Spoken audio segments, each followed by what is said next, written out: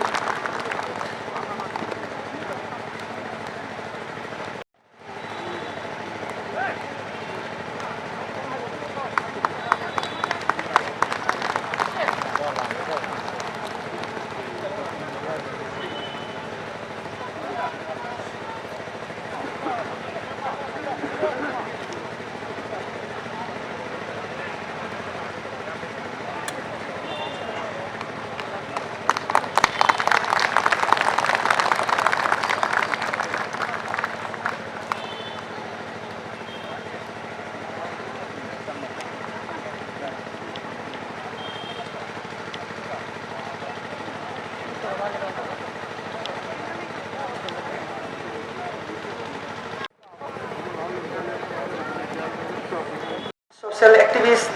former President All Jelerong Students Union Assam,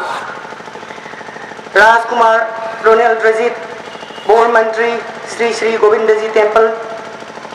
Akoizam Ibomsa, Retired Assistant Commandant Ibong Abdul Salam, Amasung Ibong President Kiran Yenrembam, Amasung Wangangloi Obikiba, Speakers Mayam, Amasung Ya School Kendra Dagi, Amadi, Manipur Dagi Mapam Sin Batunga Lengbira Liba Miam Namapu, Ikong Nona Puram Jari. Ahan Bamaktara, Equina Lady, but system as Sikarino had Sida, Wapamatik Matam Tamzagi. Lyric Poesi democracy ni Hairaga, democratic system of form of government, Adugi Makada Lady, when Haina Tambi, Adumina Sutapi. Democracy have Sikaino, democracy have si Miam Gilenga, Miam Nakaram Hainanga Palenga, Zahi Tarani Pan Amasung, Zahi Tarani Pandagi Hienba, Mui Kudima Nupi, Nupa Katana, both Hadara Kansida, Universal Adult Franchise, and Zahi Tarani Pan and Ababki, Mui Singna, Masagi, Mihuchi Kana, Wigadi Haidana, free and informed consent, Masagi Maning Tamna, low decision number that had a voto, Adagi Tadala Kansida, Mihut Sinsina, Lady State Assembly Sida, Lu Semagamoy, Lenga E, Miam, Koibu, Matamui Sing, Tadalaga, Lenga Roni, Haidana Adugi Poto Democracy, we Hainata. Hoi, what did Hade Sumi? Adu Lenga Iba, Lenga Pagi Todo was in Angasi, Quina 1949 degi, India the Tilava Matunda, Manipur Sing Asi 2021, November, Nasi Boxida Sahi, Hundrani Toisida, Manipur Sida Kari Oire, I go in Hingiba Punsi Marel, I go labor social status, I go economic standard, Lenga Todo, standard of governance and administration, I go Pilibra, Piendabra, I go Kadai the Sali, I go history, I go Kadum the Puri, have a Siam Sound, Mang the Hendona, Sandona, Hydra Suyaraba, Kompam Amad Leping Asi. I go in a late river Kompamasi, I go see Yelomia Moina, Purup Naidana, Sak Naidana, I go see Hingadoribra, I go Himangam Gadoribra, or I go see Mangi Gadoribra, Luki Gadoribra, Hibagi Tanhamadu, I go Lepatan Kompam Amani. Masida Mui Bamana, democracy Sida, I go Hak Hibisi Karino, Hak Hibisi, Indian Constitution, the fundamental rights side and a part 3 Sida Piri. Piri ba fundamental rights in Sikaino, Masi Mui ba Magasena Bayati. Mui si head popada, Masigi Haksi, Adum Matanda Yawa Poglava, Kanantana Pibanataba, Matanda Pizaraba, Mona Setu Pasuyadaba, head Setu Matanda, Laiva, state, Asukimatic accountable over, Yam Salba, offense over, crime over. Sigi Pochi, Karino, fundamental rights have si, fundamental rights in Sida, have Sikaino, have the Mui Bamana Hing, but the Sang the Bayadaba, Huxing. Masa Pangaraba poaching do, Adugi poaching do fundamental rights size. Masida basics, I go in a Hindi the Hairaga, Roti, Capra or Makan Hai. Masika no Hai Taragadi, modern democracy, the D, Roti, Capra, Makan, Chinja, P, Amasung, yum hai ado ohom du gi hendok tana ekoi atopa basics mayam amso hapsan gre globally malem gi mapam khuding makta mioi bena tha kana dana social status asuki matik wang khana dana tau gre adu bu manipur dani ngasi mak ekoi seng phangdam gi issues chinjak tang bagi issues yeliba ekoi gi sakthung pds supply mapam sana loina mak sak mai ena khunba lairaba sangga leiba leitaba yengdana loinamak magi tungbam tokpak tungbra haibase aikoi ngasi yam sengna miyamna isa na hangbiu Government of India na constitution na kai piri koi da PDS haidana public distribution system haidana miyam singsira darkar oibagi matungina seng sini amasung kerosene piri masi se miyam singse sangga leitaba kana phangi seng kana kayam phangi kerosene kana kayam phangi sini kayam phangi amasung sana bagi mamal kayam wangi ngasi haidu yengbiyo food housing loan ngasai isi amana su ngangbi gre housing loan haibasi kaino ina kun badi sarkar dagi mathau yam ta de matin yam mathau ta de laira bani ina kun sarkar dagi mathau yam ta ri si matin mathau ta ri si adu itara gadi laira basing si housing loan apply to boda kayam na lai ba mongong da housing loan sarkar dagi support che kayam lai na phangi haibase sima hangbiu isana sanitation aikoi da lei riba iram khonglam mayam se ya school kendra amasung manipur gi mapam khuding maktani masi yam sauba health hazard isu oirabani maramdi ipai puna thanamba ikoi gi khongban saukhatri hairiba ikoi gi ipai puna thanamba khongbal singse fajaba model nati haidana ikoi na tikadar gi model of development sire ikoi na khongban foot manga launa la thanamba khongban ising mathanda free flow ina senjaba man made drainage ne ba khongban hairi se lairiba ikoi gi pat turen singsana natural drainage ni khongban haiba se man made drainage the one of the wonders of the world ne ba akoina manipur da phangi se karama makhal gi wonders of the world no hai taragadi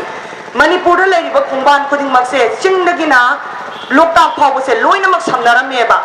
samnaram baduna maram oidana energy maset amata extra energy hapsan da bida khongban sing se mathanda sien ba ising oiram me ba karama makhal gi ising sidagi nga pharaga saba ya ba ising je suoga saba ya ba iram khonglam makhal aduma makhal gi oiram me ba adubu model of development sina kai dore put manga hena pa khongban aikoina angang oiring ide aikoi gi ibung ipwa mayam si khongban songba ngam hai taragadi ibung sing se pakhang phare haidana aikoina yamna haraw nai ko je nungai ba thogok amu oirame sigi khongban sing se aikoi gi lak liba thikadar mayam sina kai dore khongban sing si put manga hena lawba aikoi gi pai puna su phajana thamam graba khongban sing se put ama makhai ani bogi sangdal pixel lakan sida khongban si hanagi size tu mange adu at the same time cement ka steel ga lengoi ga na saba makhal gi drainage makhalama drain on thokre ba khongban jin nala on thokre ba on thokra kan sida town planning si phajana develop tawdaba de policy model leitabani na kai dawre mioi bagi congestion human population di yam khalapani na miyam si hana leiramba khongban mayam se ekoi lam se loksan gre ba miyam gi marana te sida miyam gyan ta de habiya roi miyam gyan ta han bagi mathau di sarkar na tawgada ba mathau ne aduna kai dawre municipal corporation haidana lai sigi gyan ta han na ba mathau ne aduna model of development sida lana yum sabasu amasung sarkar gi project su aikoi gi hana gi leirami ba yellow wi gi indigenous infrastructure mayam se khwaidi kai handa mongda koina preserve tawrakanda aikoi kamaina develop tawgada gi haibase makoina tawgada ba policy ne madu tawdaba dagi kai dawre ngasi koi gi high school kendra leireba iram khonglam mayam se loina pumme amasung sendre aduna yengba matanda thakna bala iba ising je khongban da phawra satpa matanda in many areas ising je thakpa ya daba allergy suban ising je thakpa matanda laina pokpa amasung iru jaruba matanda skin disease na mas marang kaina na ba makhal gi khongban mayam mama koi mahik pokningai oirba waterborne disease tholakpa matamda corona donga waterborne epidemic donga tholakpa tora to go to near school sima health se kaino aikoi da lei primary health center amasung government hospitals mayam amasung piriba si minister gi health insurance adegi prime minister gi health insurance miyam pumna mag loina phangbra laira basing loina phangbra phangde संघ पंगल खरा fungi मराइब फब खरा fungi अयाबना अमत फंगे अदु इतारगदी लाइरबगी health insurance system health care system अखोई कदाई दे लेरी अदुसु फिबम चादे अदुना लाइरबसिंग से कइदोरे पब्लिक हेल्थ इंस्टीट्यूशन मैम से फंक्शनल ओइद्रबनिना मतम पुमदा मियाम से अखोई गवर्नमेंट प्राइवेट हॉस्पिटल अमसुंग प्राइवेट क्लिनिक मैम से चलगा अखोई लाइंगी देयरबाय कॉस्ट ऑफ लिविंग अदुदा सोमु हेंगल एजुकेशन लाइरिक यास्कुल केंद्रदा primary school secondary school higher college and university tarani thoi gi mathak ta lei si tarani thoi gi mathak ta lei se only two schools and high school ani si katang functional oi si gi lemhori ba mayam se karai de gi paisa na chalai ri akoina sarkar gi thabak tau ba na income tax thi sarkar gi thabak tau da mayam ama su tax mayam ama thi GST haidana and many other extra taxes si taxes mayam se akoina sarkar da thigalaba matungda sigi sarkar da gi sigi tax mayam sina mo public fund haidana halai so thereby akoi gi paisa na akoi da mo halak pale ba akoi gi sakha thorang purak na ba haidana sigi halak gi ba paisa sing sina ngasai gi hai ba educational institutions hospitals mayam se loina mak moina fund tawjari ne ba hai badi sarkar na pirakwa paisa na te ba akoi isa gi paisa do channel amagi thu da akoi da mo yo halak pale ba maduna kai dawre educational institutions mayam se school sing sira lairiba oja mayam si tolo piri bani makoi adu school sing sigi infrastructure gi paisa si akoina maintain tawri bani loina mak thammi bani adu gi mathak ta mu midday meal scheme haidana angang sing se sara helalaga han bayadi haidana school sigi amu sana ba thakna ba kai thare ini sigi sing sira kasai gi functional oidriba akoi gi government ki schools institutions mayam se lem nai koi paisa tinga ga thammi ba adu lairik ti government institution mayam se functional oidrabani na lairaba masa du ma thabe ngamdrabani na thaba da thajadrabani na ma ahen ba expenses ahen ba sading tinga kan sida akoi private schools amasung colleges mayam sida thari ba adu itaragadi miyam na akoi na isagi basic rights sida phangnabagi da makta akoi isana sading tawbagi sang cost of living sida song hengale education da then rising unemployment ngasi manipur da thoglai ba no magi yum thong kuding gi nahasi lairik tamba loi ba nahasi masing langam dan thoglai thoksu thoglakini sigi thoglai ba naha mayam se lairik ti tamba loi re moi se kadai da thabak phangroi no hai akoi de entrepreneurship ki amasung private sector ki akoi saukhat na ba yokhat na ba gi support system lei government ki schemes mayam ama lei loans grants mayam ama lei adu gi pot to di freely squarely akoi mayam da phanghan bra hai tar gadi phanghan de aduna engineer tambal oiraga angang biryani yolaga lei ba kokthong ama karimta tongai lei tadana taraga hotel phamaga nakanda side business masa hingmang amboi ngam da boi tawra kan sida ngang masing nakam dana lai ye adu su lalon se pot khaga lai be imung dei ngam bai wani lalon se pot lai ta ba kambu da di su ai lai te ba adu itara ga di la iba na ha sing se sigi thabak phangna ba gi avenue se under the present system ai koi da lai ri si lai bai koi gi sarkar gi services sector hai dana sarkar gi thabak si khatang da ne ba manipur da secure oi ba job si adu sigi secure oi ba job si karama makhal gi job no hai ba ai koi gi society se ai koi triangle shape sida services sector hai bese matonda leiba ena khunba section macha amagap da leiba kanu amagap neba thabak khara gap neba sigi thabak sidi yam create tong ngai leite aduna sarkar gi thabak si atat akham leite gai ekoina kawi hai bese ngasi bawda sungtheng thengna biramoi thengna da baduna maram moi dana kai dawre ekoi da tawri se thabak pi bana te ba thabak si kai dawre sangha panga leiba paisa khara puthok pangam basingna magi ngamjaba MLA minister sangha tawba singdura ekoi lakh pi raga lei sub inspector amasung constable gi rank ta mamangi sigi mamangi sarkar da lakh 3 tagi na tarapi handak ki rifleman ama ko bada lakh 3 gi average da lawi amasung sub inspector amagi rank ko matam da mamangi sarkar da lakh 5 dagi na kuthra bo lawi handak ki da na lakh 5 dagi na yakhai bo lawi adu itaragadi sahi 5 gi manung da koina thabak ki mamal se almost double ne ba koi da haigali se adu itaragadi next sahi tara 5 sida akoi sigi maman se akoi kaya haigal kadagi habi se koi hotpio aduga laira ba maruina laira ba imung manung amasung middle class ta leiba sing se paisa lai ya da su lori yumpham yon ge hai da su akoi thabak si paisa piraga thabak se phangani haibagi esone sukai leitraba matam amagami maramdi thabak ki apply tawraga huji IRB tawraga thabak haiduk trisidi aduna tapadi ekoi thabak pi na ba paisa leitre ex sector da paisa leitre habane ba sigi paisa mayam se karai da sadino overdraft tan paisa se overdraft tawgiba utilization certificate uba uttangamni ngamde khangde crores and crores of rupees se mayam ge paisa se pura li ba ngasi state ki treasury sidagi adu duna maram moidana ꯊꯕꯛ ꯇꯧꯔꯒ ꯊꯕꯛ ꯍꯥꯏꯗꯣꯛꯄ ꯉꯝꯗꯗꯅ ꯂꯩꯔꯤꯕ ꯑꯗꯨꯒ ꯊꯕꯛ ꯃꯈꯥ ꯇꯥꯅꯁꯨ ꯀꯧꯕ ꯉꯝꯃꯣꯏ ꯌꯥꯝꯅꯁꯨ ꯀꯧꯕ ꯉꯝꯃꯣꯏ ꯀꯧꯅꯤꯡꯉꯥꯏ ꯂꯩꯇꯦ ꯑꯗꯨꯅ ꯁꯤꯒꯤ ꯄꯣꯠꯁꯤꯗꯤ ꯃꯤꯊꯥꯏ ꯃꯔꯤ ꯃꯉꯥ ꯌꯥꯜꯂꯀꯥꯟꯁꯤꯗ ꯃꯤꯌꯥꯝꯁꯤꯗ ꯂꯝꯖꯦꯟ ꯆꯦꯜꯂꯣ ꯁꯪꯒ ꯂꯩꯕ ꯅꯣꯏ ꯂꯝꯖꯦꯟ ꯆꯦꯜꯂꯣ ꯄꯩꯁꯥ ꯂꯩꯕ ꯅꯣꯏ ꯂꯝꯖꯦꯟ ꯆꯦꯜꯂꯣ ꯈ꯭ꯋꯥꯏꯗꯒꯤ ꯁꯪꯒ ꯂꯩꯕ ꯈ꯭ꯋꯥꯏꯗꯒꯤ ꯄꯩꯁꯥ ꯂꯩꯕꯗꯨꯅ ꯃꯤꯊꯥꯏꯁꯤ ꯐꯪꯒꯅꯤ ꯍꯥꯏꯔꯒ ꯑꯗꯨꯒꯤ ꯄꯣꯠꯇꯨꯅ ꯃꯌꯥꯝꯁꯦ ꯑꯣꯏꯔꯔꯣꯏꯗꯕ ꯃꯪꯂꯥꯟ ꯑꯃ ꯂꯝꯖꯦꯟ ꯆꯦꯜꯍꯟꯕꯅꯦꯕ ꯑꯗꯨꯅ ꯁꯔꯀꯥꯔꯒꯤ ꯊꯕꯛꯇ ꯊꯣꯛꯂꯛꯏꯕ ꯅꯍꯥ ꯃꯌꯥꯝꯁꯦ ꯊꯕꯛ ꯂꯣꯏꯅ ꯄꯤꯕ ꯍꯥꯏꯕꯁꯦ ꯁꯨꯡꯑꯣꯏ ꯑꯣꯏꯊꯣꯛꯇꯦ ꯑꯗꯨꯅ ꯃꯁꯤꯒꯤ ꯄꯣꯠꯁꯤꯗꯤ ꯌꯥꯝ ꯀ꯭ꯔꯣꯅꯤꯛ ꯑꯣꯏꯕ ꯄ꯭ꯔꯣꯕ꯭ꯂꯦꯝꯅꯦꯕ ꯃꯔꯝꯗꯤ ꯊꯕꯛ ꯂꯩꯇ ꯇꯥꯔꯒꯗꯤ ꯂꯥꯏꯔꯤꯛꯁꯨ ꯇꯝꯃꯦ ꯇꯝꯍꯜꯂꯦ ꯃꯆꯥꯁꯤꯡꯁꯦ ꯄꯩꯁꯥ ꯆꯪꯅ ꯇꯝꯍꯜꯂꯀꯥꯟꯁꯤꯗ ꯃꯆꯥꯁꯤꯡꯁꯦ ꯃꯤꯑꯣꯏꯕ ꯉꯝꯗ ꯇꯥꯔꯒꯗꯤ ꯑꯉꯥꯡꯁꯤꯡꯁꯦ ꯀꯗꯥꯏꯗ ꯆꯠꯇꯣꯔꯤꯒꯦꯕ ꯑꯗꯨꯒꯤ ꯁꯣꯂꯨꯁꯟꯗꯤ ꯀꯩꯅꯣ ꯑꯩꯈꯣꯏꯅ ꯖꯣꯕ ꯖꯦꯅꯔꯦꯠ ꯇꯧꯒꯗꯕ ꯀꯔꯝꯕ ꯃꯈꯜꯒꯤ ꯑꯦꯟꯇꯔꯄ꯭ꯔꯤꯅꯔꯁꯤꯞ ꯑꯃꯁꯨꯡ ꯑꯩꯈꯣꯏꯅ ꯒꯚꯔꯟꯃꯦꯟꯠ ꯄꯣꯂꯤꯁꯤꯁ ꯐꯣꯔꯃꯨꯂꯦꯠ ꯇꯧꯒꯗꯕ ꯏꯟꯀꯝ ꯖꯦꯅꯔꯦꯠ ꯇꯧꯒꯗꯕ ꯑꯃꯁꯨꯡ ꯁ꯭ꯀꯤꯜ ꯗꯦꯚꯂꯞ ꯇꯧꯒꯗꯕꯅꯦꯕ ꯑꯗꯨꯒꯤ ꯄꯣꯠꯇꯣ ꯑꯩꯈꯣꯏꯒꯤ ꯂꯩꯔꯤꯕ ꯁꯔꯀꯥꯔꯒꯤ ꯍꯧꯖꯤꯛ ꯉꯁꯤꯃꯛ ꯂꯩꯔꯤꯕ ꯄꯥꯜꯂꯤꯕ ꯂꯩꯉꯥꯛꯀꯤ ꯂꯩꯔꯤꯕ ꯃꯤꯍꯨꯠꯁꯤꯡꯁꯤꯗ ꯑꯗꯨꯒꯤ ꯄꯣꯂꯤꯁꯤꯗꯨꯗꯤ ꯑꯃꯠꯇ ꯎꯗꯦ ꯎꯗꯕꯅꯕꯨ ꯉꯁꯤ ꯌꯥꯏꯁꯀꯨꯜ ꯀꯦꯟꯗ꯭ꯔꯗ ꯑꯁꯨꯛꯀꯤ ꯃꯇꯤꯛ ꯇꯣꯜꯂꯕ ꯃꯆꯥꯁꯤ ꯂꯥꯏꯔꯤꯛ ꯇꯝꯅꯤꯡꯉꯥꯏ ꯂꯩꯇꯗꯅ ꯃꯤꯡ ꯆꯟꯗꯗꯅ ꯂꯥꯏꯔꯤꯛ ꯇꯝꯕ ꯇꯣꯛꯄ ꯀꯣꯛꯊꯣꯡ ꯑꯃ ꯊꯕꯛ ꯐꯪꯗꯗꯅ ꯑꯉꯥꯡꯁꯤ ꯏꯟꯖꯤꯅꯤꯌꯔ ꯗꯣꯛꯇꯔ ꯇꯝꯕ ꯂꯣꯏꯔꯀꯥꯟꯗ ꯇꯧꯅꯤꯡꯉꯥꯏ ꯂꯩꯇꯗꯅ ꯇꯥꯔꯒ ꯂꯩꯕ ꯀꯣꯛꯊꯣꯡ ꯑꯃ ꯑꯗꯨ ꯑꯣꯏꯇꯥꯔꯒꯗꯤ ꯄ꯭ꯂꯦꯟ ꯖꯦꯅꯔꯦꯜ ꯂꯥꯏꯟꯗ ꯇꯝꯃꯛꯄ ꯑꯉꯥꯡꯁꯤꯡꯗꯨꯗꯤ ꯀꯗꯥꯏꯗ ꯆꯟꯅꯒꯅꯤ ꯁꯤꯃ ꯈꯪꯕꯤꯌꯨ ꯅꯦꯛꯁꯇ ꯑꯩꯈꯣꯏꯗ ꯂꯩꯔꯤꯕ ꯂꯦꯚꯦꯜ ꯑꯣꯐ ꯀꯔꯞꯁꯟꯁꯤ ꯑꯩꯈꯣꯏ ꯑꯦꯛꯁꯦꯞꯇꯦꯕꯜ ꯃꯤꯑꯣꯏꯕꯅ ꯌꯥꯕ ꯕꯦꯕꯥꯔ ꯇꯧꯕ ꯃꯈꯜꯒꯤ ꯁꯣꯁꯤꯌꯦꯜ ꯕꯤꯍꯦꯕꯤꯌꯔ ꯑꯣꯏꯅ ꯑꯩꯈꯣꯏ ꯑꯦꯛꯁꯦꯞ ꯇꯧꯁꯜꯂꯛꯑꯦꯕ ꯑꯗꯨ ꯑꯣꯏꯇꯥꯔꯒꯗꯤ ꯀꯔꯞꯁꯟ ꯍꯥꯏꯕꯁꯤ ꯀꯩꯅꯣ ꯄꯤꯕ ꯑꯃꯒ ꯂꯧꯕ ꯑꯃꯒ ꯆꯪꯉꯦꯕ ꯑꯗ ꯉꯁꯥꯏꯒꯤ ꯄꯤꯔꯤꯁꯦ ꯑꯔꯩꯕ ꯀꯥꯡꯕꯨꯅ ꯄꯤꯕꯅꯦꯕ ꯂꯩꯇꯕ ꯀꯥꯡꯕꯨꯗꯤ ꯃꯣꯏ ꯀꯩ ꯄꯤꯗꯣꯔꯤꯒꯦꯕ ꯑꯗꯨ ꯑꯣꯏꯇꯥꯔꯒꯗꯤ ꯃꯣꯏꯒꯤ ꯀꯩꯝ ꯊꯨꯡꯉꯔꯣꯏꯗ꯭ꯔꯥ ꯑꯗꯨ ꯑꯣꯏꯇꯥꯔꯒꯗꯤ ꯀꯔꯞꯁꯟꯁꯦ ꯃꯨꯊꯠꯀꯦ ꯍꯥꯏꯇꯥꯔꯒꯗꯤ ꯑꯩꯈꯣꯏ ꯀꯔꯝꯕ ꯃꯈꯜꯒꯤ ꯁꯤꯁꯇꯦꯝ ꯆꯪꯒꯦꯕ ꯀꯔꯞꯁꯟ ꯍꯧꯔꯛꯏꯕ ꯃꯐꯝꯁꯤ ꯀꯩꯅꯣ ꯑꯩꯈꯣꯏ ꯄꯣꯠꯊꯣꯛ ꯃꯔꯥꯡ ꯀꯥꯏꯅ ꯄꯨꯊꯣꯛꯄ ꯄꯣꯠꯀꯤ ꯃꯃꯜ ꯍꯟꯊꯍꯟꯕ ꯍꯤꯡꯕꯒꯤ ꯃꯃꯜ ꯍꯟꯊꯍꯟꯕ ꯑꯃ ꯆꯪꯉꯤ ꯀꯔꯞꯁꯟ ꯃꯨꯊꯠꯄꯗ ꯀꯔꯞꯁꯟ ꯃꯨꯊꯠꯀꯅꯤ ꯂꯥꯎꯕ ꯑꯗꯨꯒ ꯅꯥꯀꯟꯗꯒꯤꯅ ꯅꯥꯔꯣꯟꯗꯒꯤꯅ ꯃꯥꯒꯤ ꯀꯦꯟꯗ꯭ꯔꯗ ꯂꯩꯔꯤꯕ ꯃꯤꯌꯥꯝꯁꯤꯡꯁꯤꯗꯒꯤ ꯂꯥꯛ ꯂꯧꯔꯀꯥꯟꯁꯤꯗ ꯃꯥꯒꯤ ꯃꯤ ꯁꯥꯔꯒ ꯊꯕꯛ ꯍꯥꯞꯄꯤꯕ ꯑꯗꯨꯒ ꯃꯥꯒꯤ ꯚꯣꯠ ꯈꯣꯝꯅꯕꯒꯤ ꯃꯆꯥꯛ ꯑꯣꯏꯕ ꯊꯕꯛ ꯀꯧꯕꯒꯤ ꯅꯃꯥꯗ ꯑꯗꯨꯒꯤ ꯃꯊꯛꯇ ꯂꯩꯔꯤꯕ ꯒꯚꯔꯟꯃꯦꯟꯠ ꯏꯟꯁꯇꯤꯇ꯭ꯌꯨꯁꯟ ꯈꯨꯗꯤꯡꯃꯛꯇ ꯐꯥꯏꯜ ꯑꯃꯗ ꯄꯩꯁꯥ ꯄꯤꯗꯅ ꯂꯦꯡꯕ ꯌꯥꯕ꯭ꯔꯥ ꯑꯁꯨꯛꯀꯤ ꯃꯇꯤꯛ ꯍꯥꯔꯕ आधार फिलअप तौबा जॉब कार्ड फिलअप तौबा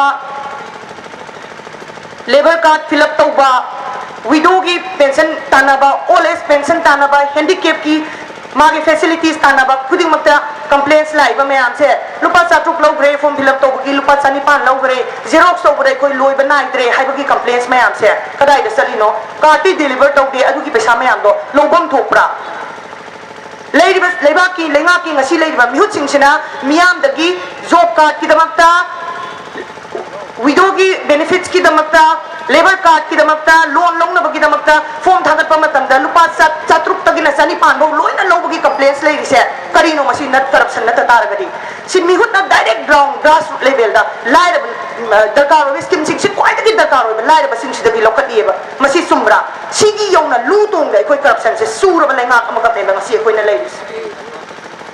next ta kai dore koi drugs yes pur ken rak tang nati manipur pumbagi akoi kwai dagi chawba issue di drugs maramdi kunaya ma habise nahana yumbini naha sing se ngasi manipur da तौसी drugs मपानगी पुसलपा मनपुर की माइगई निपान से लंगोई सन लोन ड्रग्स पोपी है कनों पाबी लंगोई सनग्रे सिंगुम से उमदा होद्रे लोन तोरा कगा एक्सेप्ट तमेंगलोंग डिस्ट्रिक्ट मनपुर की हिल डिस्ट्रिक्ट खुद से पोपी है पाबी नंबर 4 पाबी पुंकुप कुखरबनेबा अदुगी मथक्ता हुजे कइदौरे ड्रग्स से पुसलगा पंप तौसलिब नहा मयाम से हाइजलिएबा एट व्हाट कॉस्ट बर्मादगी लुपा 3 नत्रगा निपान पुरप WY दो मणिपुर लुपा 9 ने कुथ्रा बक्ते योलीबा अदुदा फंगबा सेंदोंदुना मोय भोट लेपगा अदुगी पैसा दु कलेक्ट तौरगा मियामदा नहा मयाम से हालगा मोगी पावर एक्युमुलेट तौरगा मोगी मसागी जस्ट मागी पावर दो पैसलगा थमनबगी खुदोंसाबा ओइरिबा एट व्हाट कॉस्ट एखोगी नहा मयाम की पोसी लोसलकान बिखमनरगा लोसलकान ड्रग साबा इमुंग अमत्ता शांति लेब्रा पैसागी सिक्योरिटी लेब्रा सोशल सिक्योरिटी लेब्रा पीस लेब्रा शांति लेतब इमुंग ना मसिंग याम फलकान लेबाक शांति ओइगद्रा लेबाक अहोनबा पुरकद्रा अहोनबा पुरकद्रा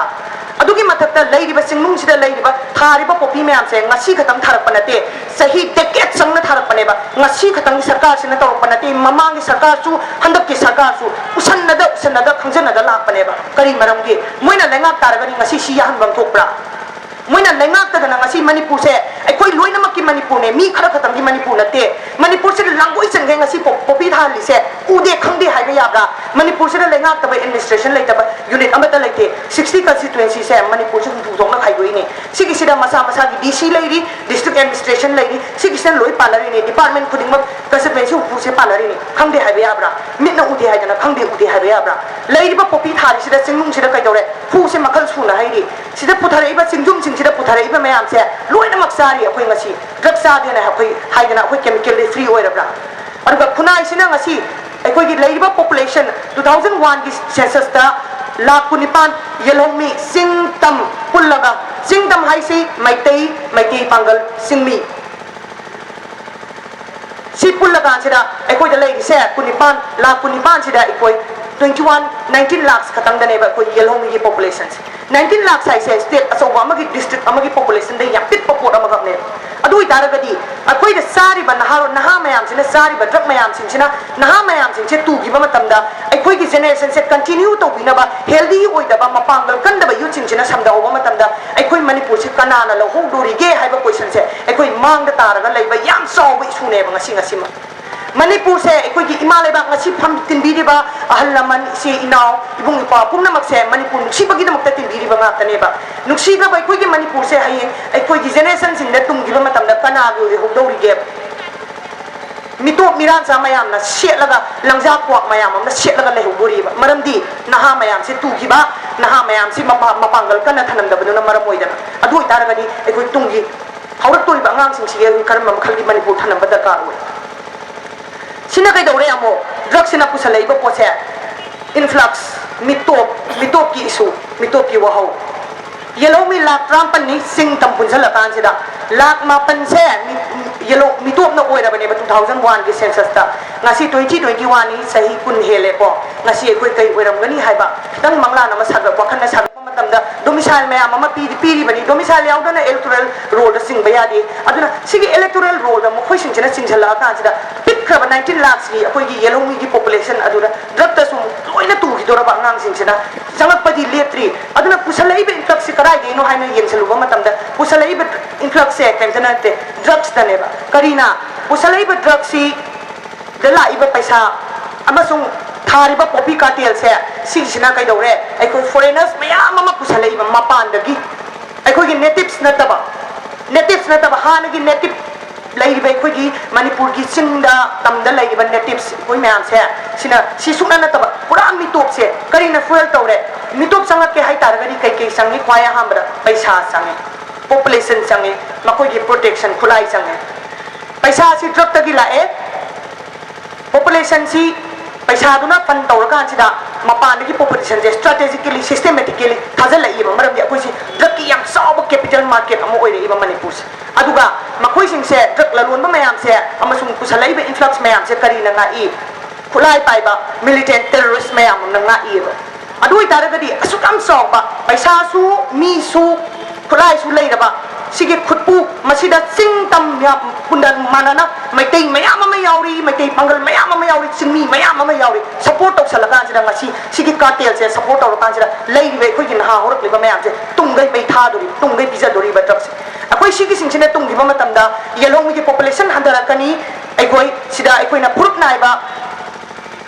कम्युनल ओइबे इशू मयाम अमा सागली कंसे हारि से सिंगमी सु तमी सु समाना न सोइबने बा येलोंग ने बा अखोइना अखोइ इसागी फम कंदा तारगदी ड्रग न पुसलैबा थ्रेट से अखोइ थेंगनबा ngambagi स्टेज द लेत्रबने से अखोइ लुकपबने सिगी सिमा गवर्नमेंट हाइबे से कइनो गवर्नमेंट हाइबे से ngसाइगी अखोइगी इलेक्ट तौरिबा हुंफुदुना मेजॉरिटी लेइबा कोएलिशन और एब्सोल्यूट मेजॉरिटी दुना अखोइगिना कुंथ्रा सिदा तंखाइने कुंथ्रा मातोय हेक यौगिबा मतमदा अखोइ सरकार सेंबा ngame सिगी से गवर्नमेंट कोई अमसु ओपोजिशन हाइदना अमले सिगी सेना कइदौरे पालिबा रूलिंग पाइबा गवर्नमेंट सिना मखोइना पॉलिसी सेमगदबने करम मखल की पॉलिसी स्टेट असेंबली हाइस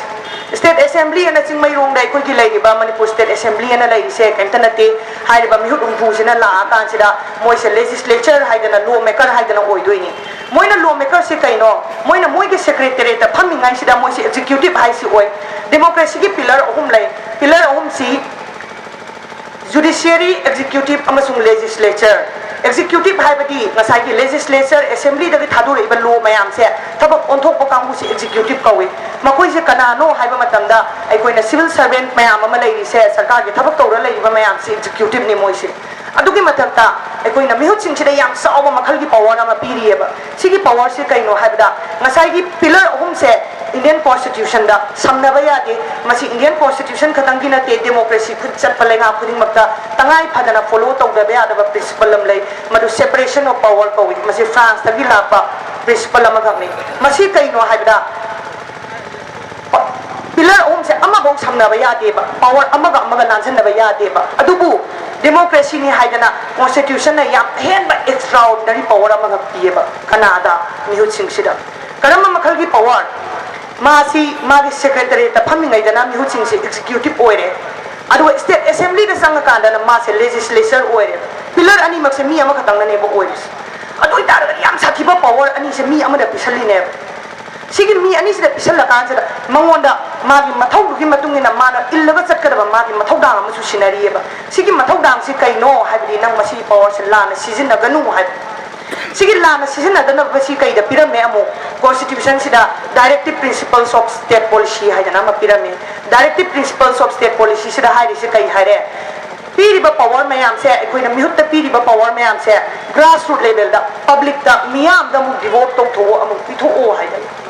sina maram moi dana ai koi na local bodies hai dana lai ba ai koi na councillors and panchayati ra system hai dana lai ba mayam se sida power pitho o hai ba adubu ngasi gi lai ba koi gi form of governance sidari akoi gi grassroots level la lai ba local bodies mayam amasu panchayat sing sida koi power am ta pithok ta baduna mathak thong basina loina paisal la lai ra kan sida ai koi na secretary tai thola kan sida state assembly sang kan sida moina semai ba policy mayam do law thok toi ne ba law si on thok kan sida governor da koi na bill loina pass ta uraga house ta yare hai da majority na bill se pass ta uraga thagat laga governor da piraga governor na accordingly mana soi ta uraga piraga president ki assent yaw ra kan sida masi law on do ne ba sigi sine law making ka hai se adu itaraga di thagali ba mihu ching se law making ha se haiba government ki policy se karam ba sem ga da gi ha se khangba ma sange maram di ai koi si laina na ra ba khunai ama gam ni adu itaraga di nari ba khunai se layeng gi hai taraga di layong khangba ma sangi layong du khanga ka sida layong sigi matung na kari laina layeng ga da gi ha se adu gi do policy ni adu itaraga di lai ba mihu ching china law sem doi ne ba adu law sem ba da capable oi ba mira na ta bra ha se gi wahang se miyam na hangbi ba ma thoi masi gi se hang bang ngam de ba moina moi thagat kri se kai gi no apaba law sem ka sida miyam sida apaba law ru salai ro hana lai ba law ru implement taw ro adu ga lenga on se apaba pura ka sida miyam si awab se social upliftment se social progress se puro o haidana haibane ba adu sigi pochiri kai dore ngasi gi thika tawraga horakhiba black marketing tawraga horakhiba mihut mayam sina kai dore cement amasung laingoi amasung steel dagi hena masa khangdraba mi mayam sina lo sembada gi ngasi na lebak se sarvana asaraga tola turga pungsai sai ga lei aduna kai wore kai no moina ngam halise muscle and money power Karina meeting sin ba matamda election gi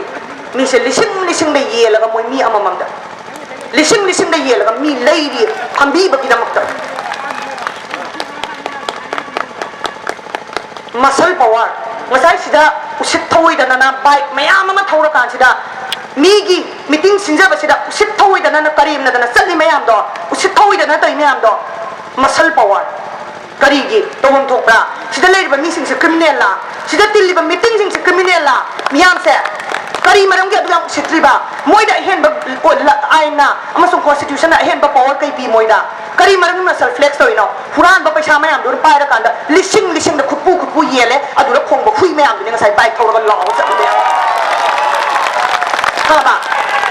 ai gi ngasi tilli ba miyam mayam se lupa ma piru ba na te matan na marom do klap ba ngap thora ba ngap ni noina thadora ba khui sing do tan na te noina ngasai hanjan se da thawra ga sadi mayam do yeng bene adubu noi gi mathap da wangang bangam ba mi thole hat se noi ko bono noina ngasi khong ba do noi se ai mo da samsara kani matam ma da maram di noi gi napu sing do na noi da kai do mo da loyal oi bi roi moina tu gi ma matam da noi din hanna yeng bi ra preo sa thok na hai bi ge ngasi ngasai se da hanjan na thong bi ba mayam Sigi muscle and the money power, the ability to buy people. Kamaina, lising kiraga, both as Hadar Kini, सही मंगा के हक से लिसिंग मंगा तरा कुंथ्रा यांखई सुयेन बंगा मकपये हुरा लता निवा पैसा ननी वाना तान पैसा न मिंगोन हे नोंगाई लेते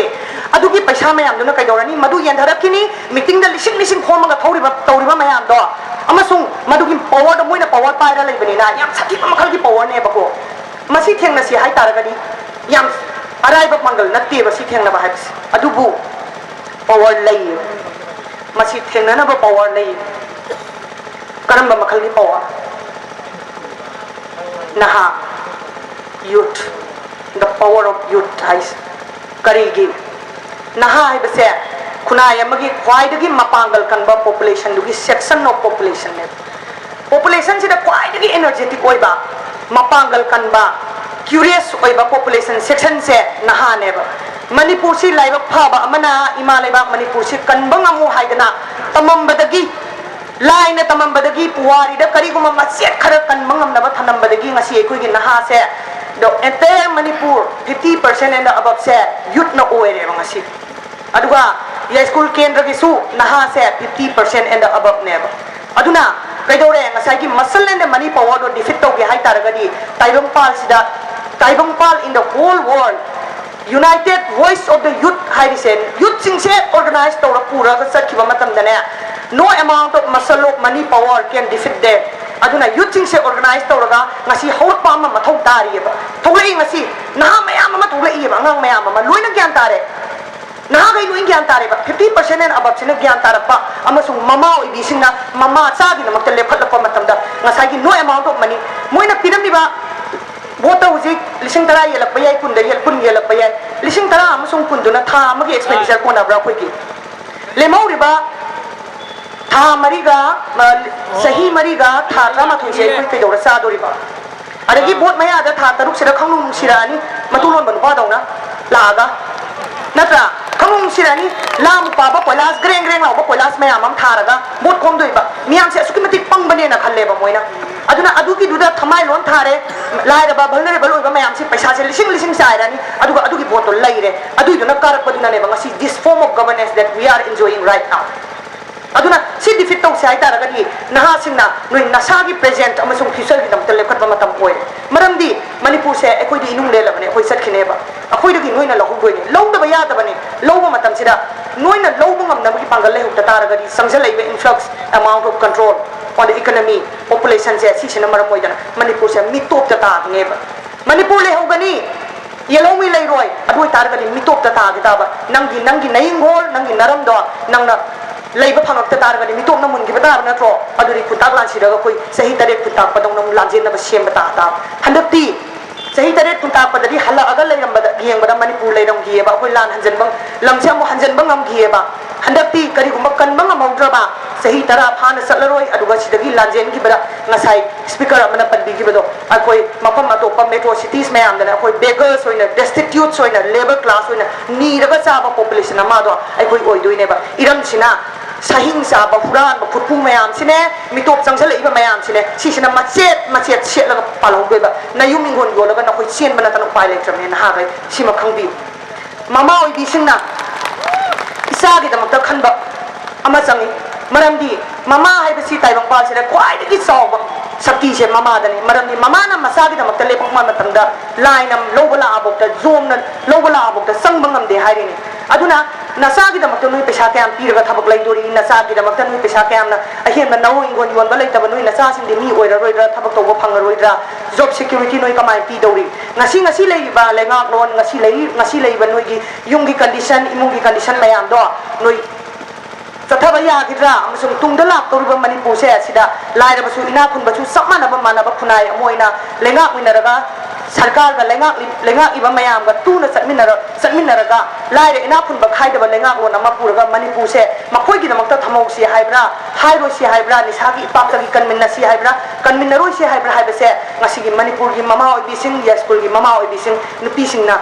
hawat pi ba mama to e mi kap thopi ba mama to e nasa gi yenga kan sida moina pirak pa paisa loi long tho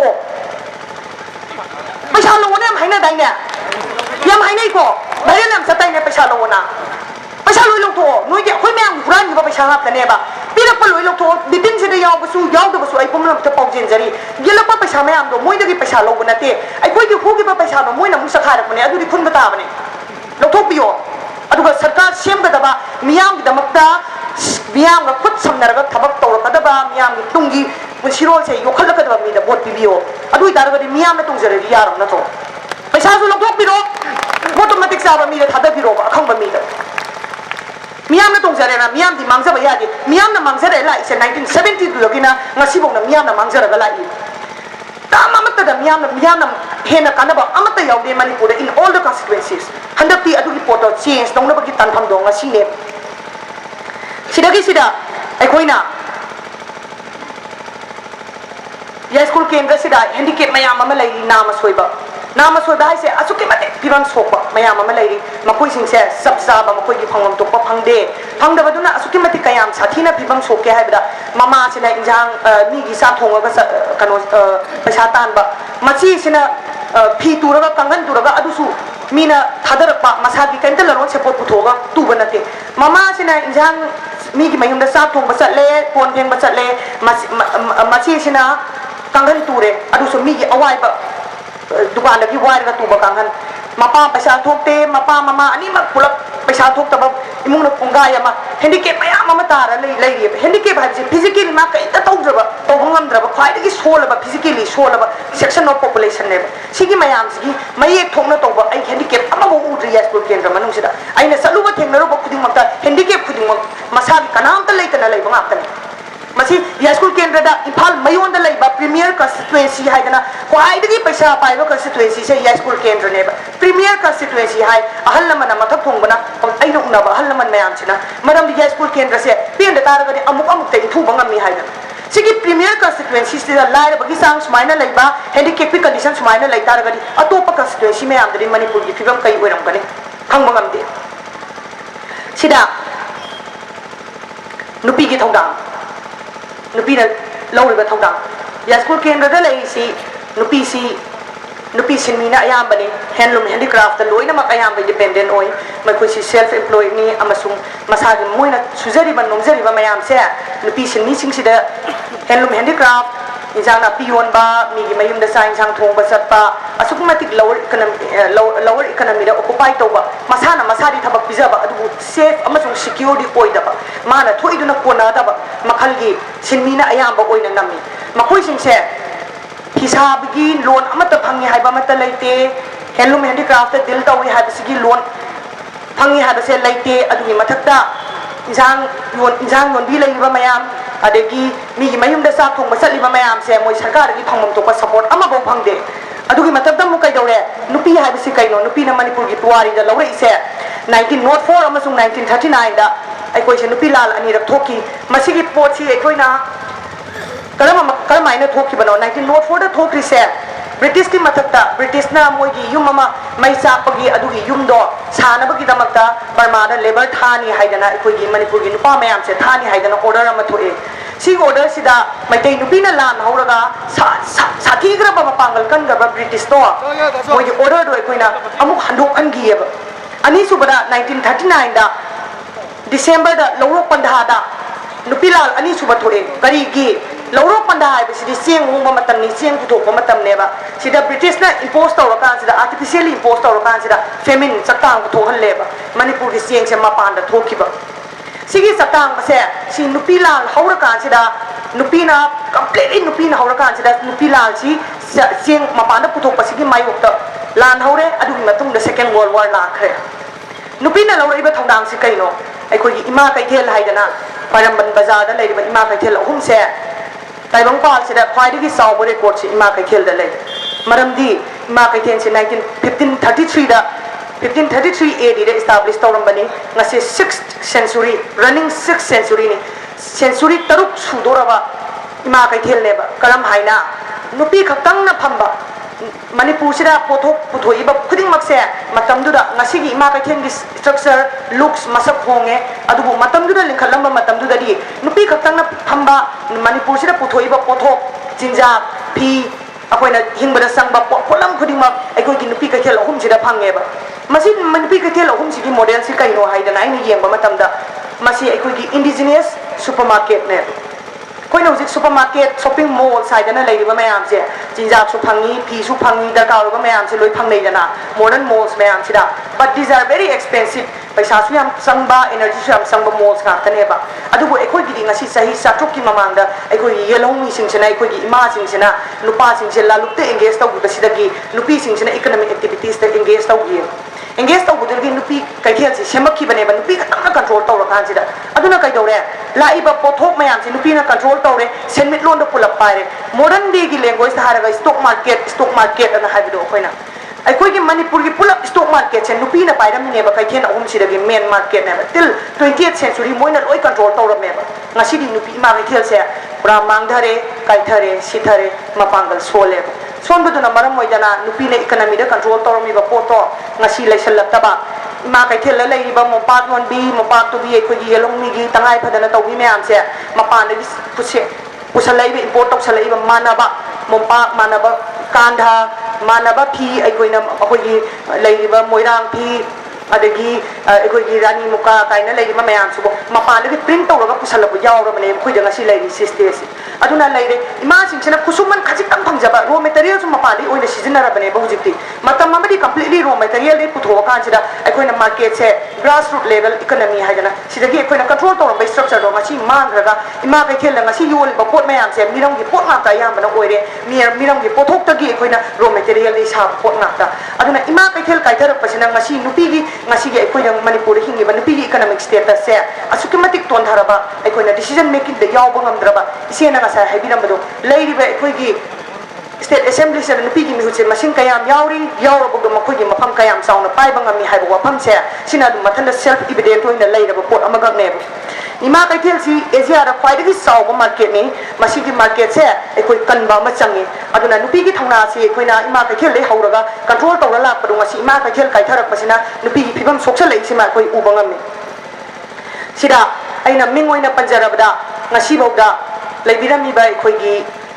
laiyoi garaba ima mayam nupi na sauna thongdang lawraga lakpasida mingoina panjarabada leigidraba ima sara bibi ima kombi ima chaubi ima momon ima mangi amasung aigi nungsiraba uki gi mingoina aina ningsingba thoksadraba ima mayam ama tangkul gi ima mayam ama purukun samat mari sidagi magi mathongdang lawgiba leigidraba ima mayam ama ai makoi gi mafamda ikok nona ai minute ama khatang akoi mayam lepaga 1 minute silent tribute amtang piminna si hayana miyam ko ama khatang lekhat piu haidana ai request tawjari ibung ipa ahlaman lai guru se ina ma indon pumnamakta ina haijening basi